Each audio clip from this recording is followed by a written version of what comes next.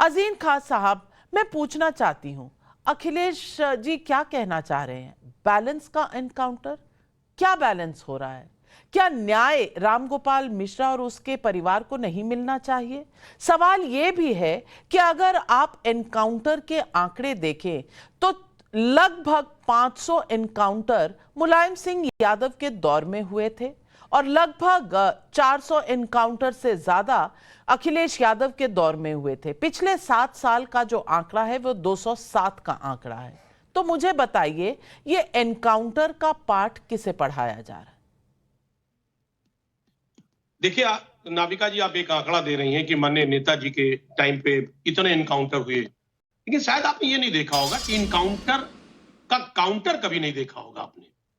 जिस तरह मंगेश का इनकाउंटर हुआ, उसके बाद आवाजें उठी, तो किस तरह एक क्षत्रिय लड़के को किस तरह उसका इनकाउंटर हुआ, वो सारी बातें हैं, मैं उस पर चर्चा नहीं करना चाह रहा हूं। आप चूंकि बहराइच पे इशू है तो बहराइच में बात करें।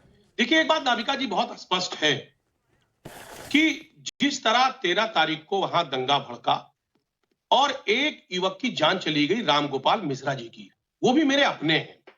वहां पर जिस तरीके से दंगा भड़का, एक शख्स की जान चली गई, रामगोपाल मिश्रा जी की। वहां दंगाइयों ने किस तरह लोगों का घर फूंका, किस तरह गाड़ियों को फूंका, किस तरह तमाम तरीके की दिक्कतें पैदा की, लॉ एंड ऑर्डर को किस तरह डिस्टर्ब कर दिया गया। आखिर ये हुआ क्यों? हालात ऐसे पैदा क्यों हुए? ये बहुत इंपॉर्टेंट इशू, इस पर चर्चा होना चाहिए कि अगर सही तरीके से लॉ एंड ऑर्डर मेंटेन होता, पुलिस अपनी जिम्मेदारी को निभाती, प्रशासन अपना काम ठीक से करता, तो इस तरीके का जब धार्मिक जुलूस निकल रहा था, और ये सरकार को भी पता है, प्रशासन को भी पता है कि जब किसी भी मजहब का धार्मिक जुलूस निकलता है तो कुछ उन्मादी तक उस पर दिक्कत पैदा कर सकते हैं, कुछ भी अनहोनी हो सकती है। तो आखिर रोड मैप प्रॉपर क्यों नहीं बनाया गया? और उसके साथ साथ उसका जो लोकल इंटेलिजेंस है, लोकल इंटेलिजेंस ने प्रॉपर रिपोर्ट सबमिट क्यों नहीं किया? पुलिस की मुस्तैदी प्रॉपर तरीके से क्यों नहीं रही? सही तरीके से वहां पूरी तरह से फोर्स क्यों नहीं डिप्लॉयड किया गया? बहुत सारे सवाल हैं। और उसके साथ साथ और आप देखिए कि एक शख्स की जान चली जाती है, रामगोपाल मिश्रा जी की, बहुत ही निंदनीय और बहुत ही तकलीफदेह है। अगले दिन शव यात्रा निकाला जाता है, आप देखिए हजारों की भीड़ निकलती है और पुलिस साथ साथ में रहती है, लोग किस तरह लाठी डंडा लेकर निकलते हैं। कहने का मकसद हमारा यह है कि पुलिस का काम है शासन और प्रशासन को चुस्त दुरुस्त रखना। सरकार का काम है, शासन सत्ता में है, प्रशासन को ठीक तरीके से चलाना। लेकिन कहीं ना कहीं जिस तरह लापरवाही हुई, ये वाकई में चिंता का विषय है, क्योंकि चाहे नुकसान हिंदू भाई का हो, चाहे मुसलमान का हो, नुकसान तो हमारा अपना है, हमारे हिंदुस्तानी का नुकसान है। और ये जो नुकसान हुआ, इसकी भरपाई कौन करेगा? क्या पीठ थपथपाया जा रहा है? सवाल तो आप सही उठा रहे हैं अजीज खान साहब, सवाल तो आप सही उठा रहे हैं, लेकिन मुझे बता दीजिए, अखिलेश यादव जी के पूरे बयान में रामगोपाल मिश्रा थे कहां? उन्हें तो एनकाउंटर ही, half encounter, fake encounter, balance करने वाला, डराने वाला एनकाउंटर नजर आ रहा था। मैं पूछना चाहती हूं राकेश त्रिपाठी से, असदुद्दीन ओवैसी कहते हैं ठोक देंगे, लेकिन ठोक दिया जब रामगोपाल मिश्रा को तो एक लफ्ज नहीं निकला मुंह से, ऐसा क्यों?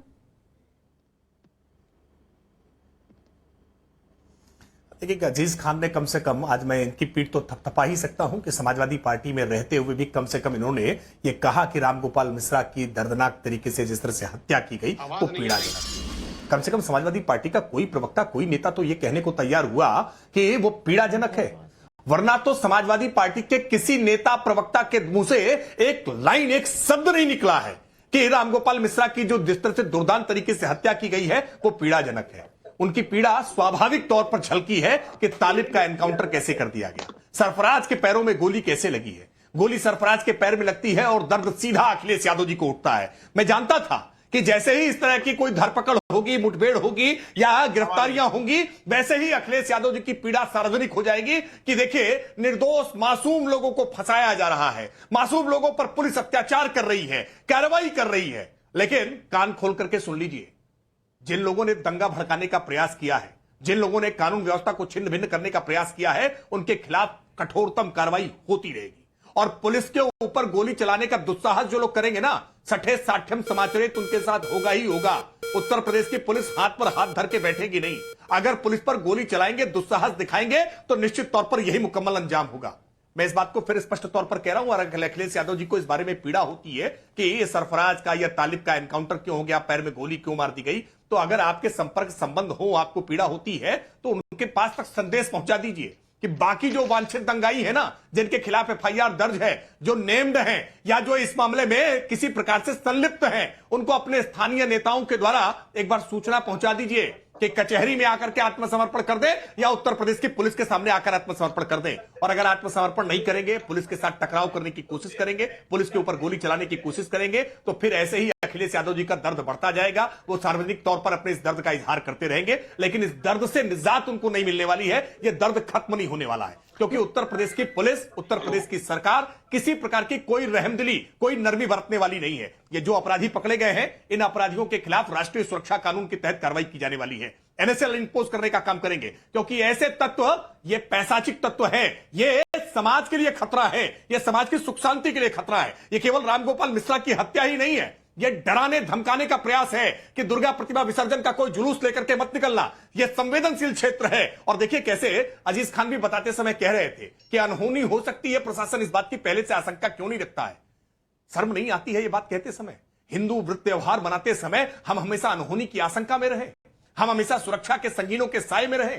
हम अपनी मां भगवती की प्रतिमा का विसर्जन करने नहीं जा सकते हैं, हर्षोल्लास के साथ, गाजे बाजे के साथ। हम गणेश प्रतिमा का विसर्जन करने के लिए नहीं जा सकते हैं, हम कांवड़ यात्रा धूमधाम से नहीं निकाल सकते हैं। ये भारतवर्ष हिंदुओं का नहीं है क्या? क्या बहुसंख्यक की आबादी डर के साए में जिएगी?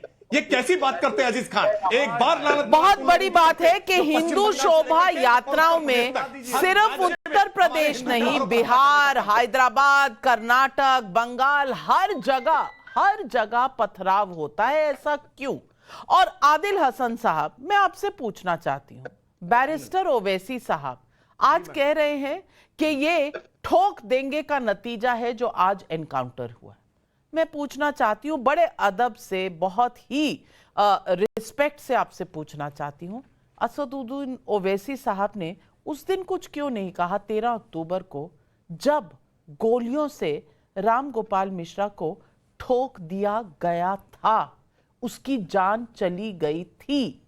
उसकी पोस्टमार्टम रिपोर्ट मेरे पास है और उसमें पता क्या लिखा है? शरीर में 25 से 30 छर्रे के निशान, छाती, गले और चेहरे पर छर्रे के निशान, पैलेट्स के, ज्यादा खून बहने के कारण मौत।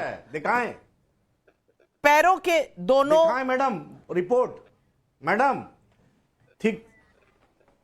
ये पैरों के दोनों अंगूठों का 1/3 हिस्सा डैमेज, पैर पर जलने के निशान, सिर के बाईं ओर चोट के निशान। थोड़े से आंसू, 2 आंसू रामगोपाल मिश्रा के लिए भी बहा लेते।